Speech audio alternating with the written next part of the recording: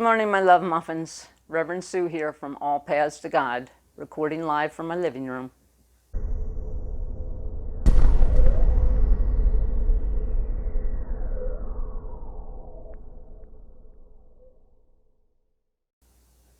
And it is day, I don't even know, week, I don't even know.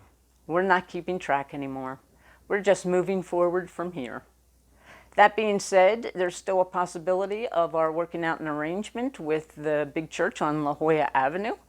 Actually, tomorrow will be the final proposal that they are making to the trustees to purchase the church. So we will know once and for all about that potential path tomorrow. So let's hold everyone's highest good in consciousness. Know the truth, and the truth shall set us free. I hear it radiating all over the place. We believe in God. We believe in grace and good. And we believe in us. Even in these very challenging times, even when faced with these unexpected, sometimes very traumatic events and experiences, we believe in us. Thanks to our spiritual awakening and evolution.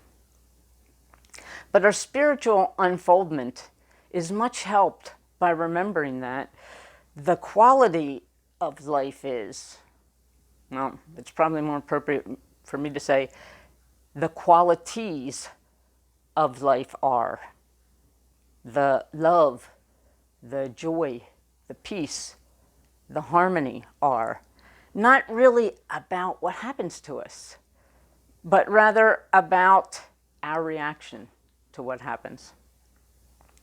And while we might not have a choice in any particular moment of the events that happen, we most certainly have a choice in the meaning that we give them and in what we do in response.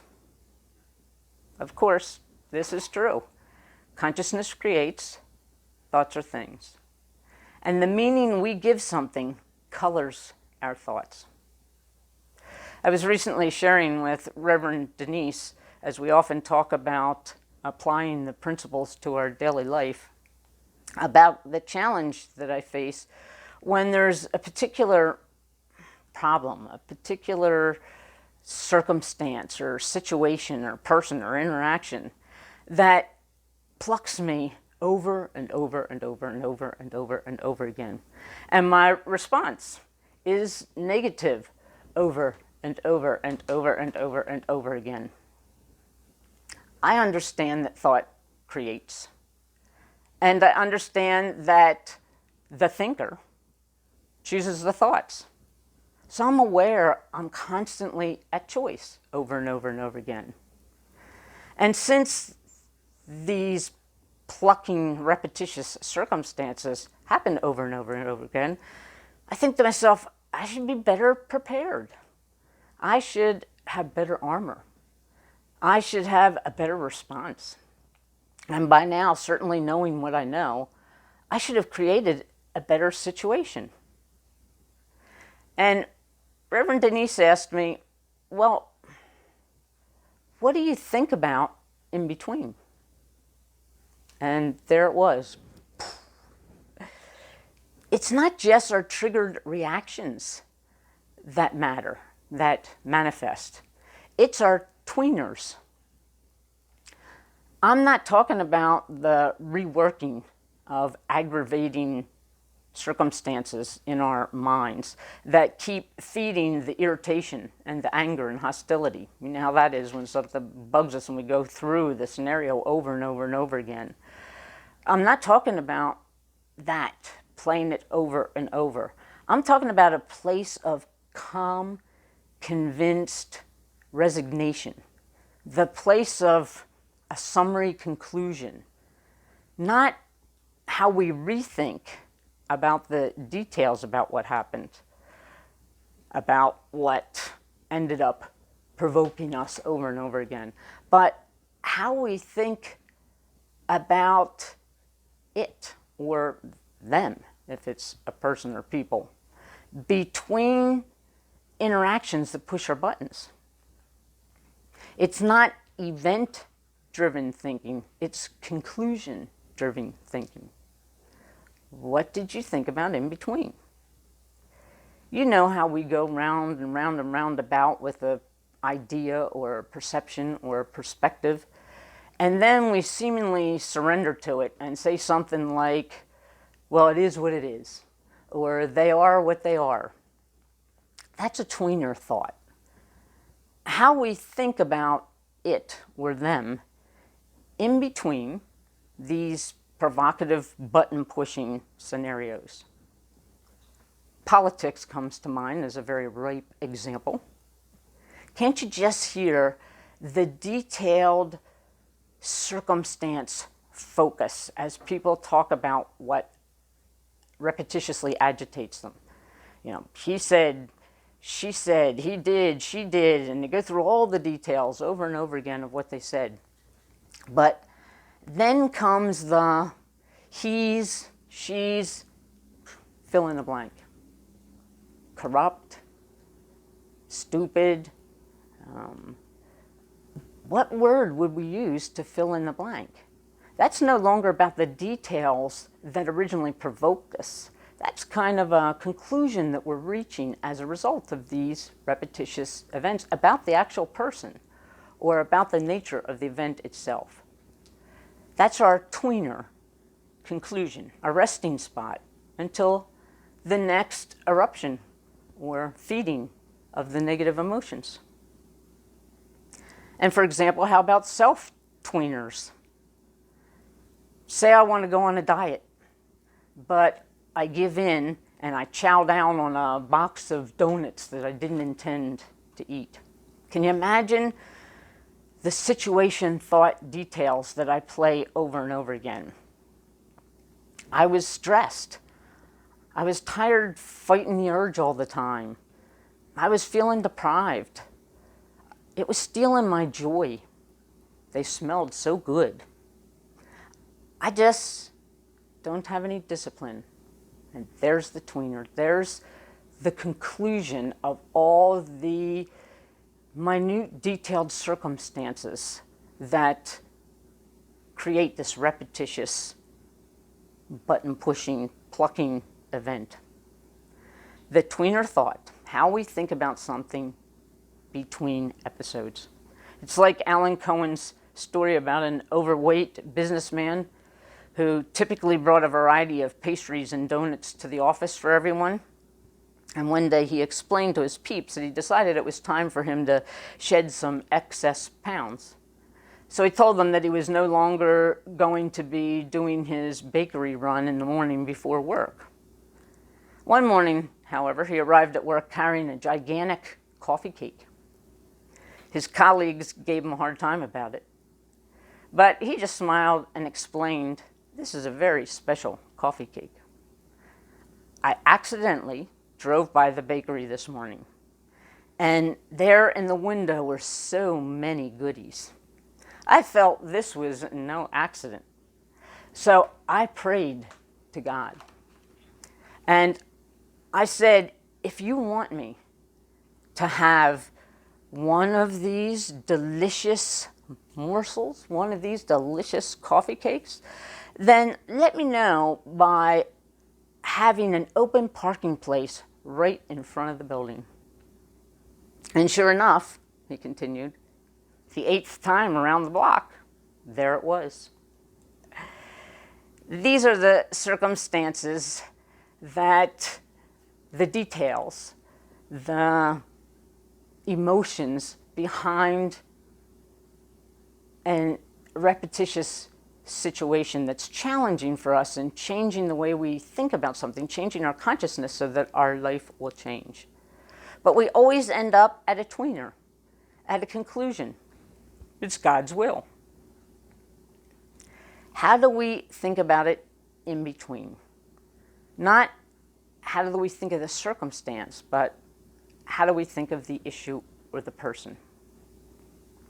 Father's Day was last Sunday, and I had the blessing of my parents both living, and I had a Father's Day dinner for my father, And you know that 5 or 10 minute period just before you're ready to serve dinner where you're doing all the frenzy of the last minute activity? Well, right then, we discover a flood. Flood in the kitchen. Is it coming from the refrigerator? Is it coming from the sink? Underneath the whole sink, everything was soaked. We have stuff out all over the place. Meanwhile, I'm stir-frying veggies. I'm broiling garlic toast. It's time to slice the ham. The garlic toast is burning. The veggies are getting overcooked. The ham's getting cold. There's just stuff everywhere. And what's my tweener? After we go over and over and over again these details of this event that always happens last minute, well, of course, Murphy's Law. If something can go wrong, it will, and at the least opportune moment. See, event revisiting, agitation and refueling is just telling the same old story about what irritated you over and over and over again, and just constantly breathing life into it. It triggers the same feelings and the same agitation. But the tweener is how we think about it in between episodes, when we're ready to stop thinking about the details. Tweeners have different thoughts. It's not agitation as much as it's resignation, but they're very powerful thoughts. Consciousness creates, thoughts are things. And tweener thoughts are things too. That's what was so profound about Reverend Denise asking me that question as I talked about this repetition in this agitating event that happens over and over to me. What are you thinking about in between?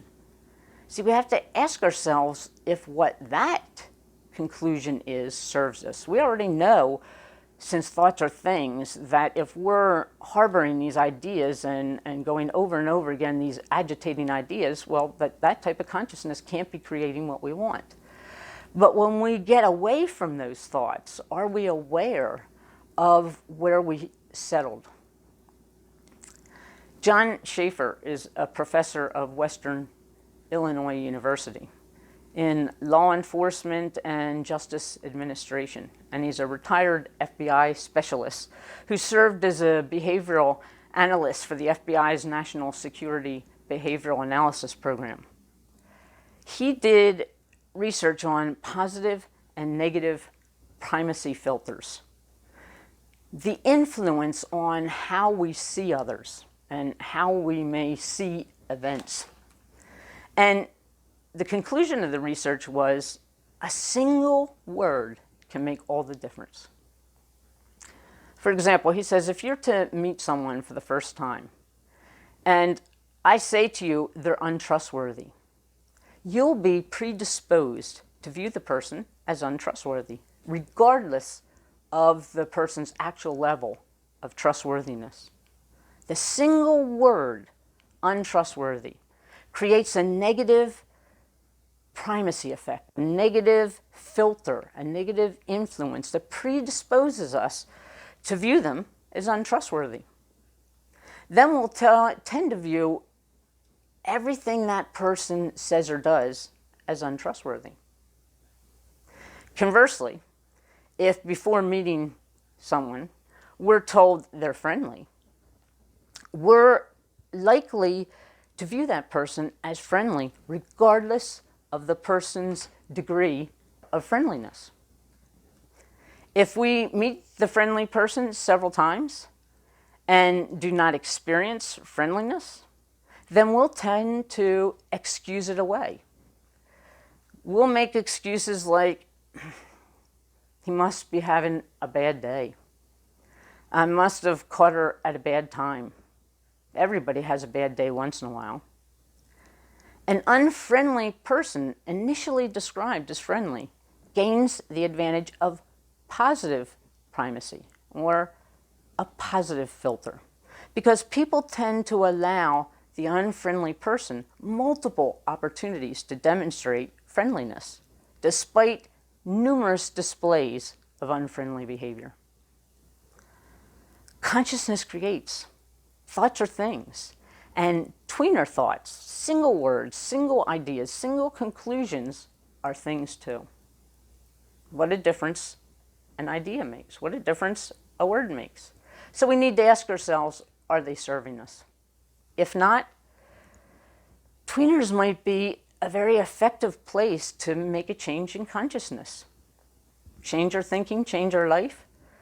Well, that's really difficult when the plucking politician is politicianing, or when our diet donut is calling. But the tweener thought doesn't have the same pull, the same hold on us. It just has an unexamined history that we have accepted as true. Murphy's Law.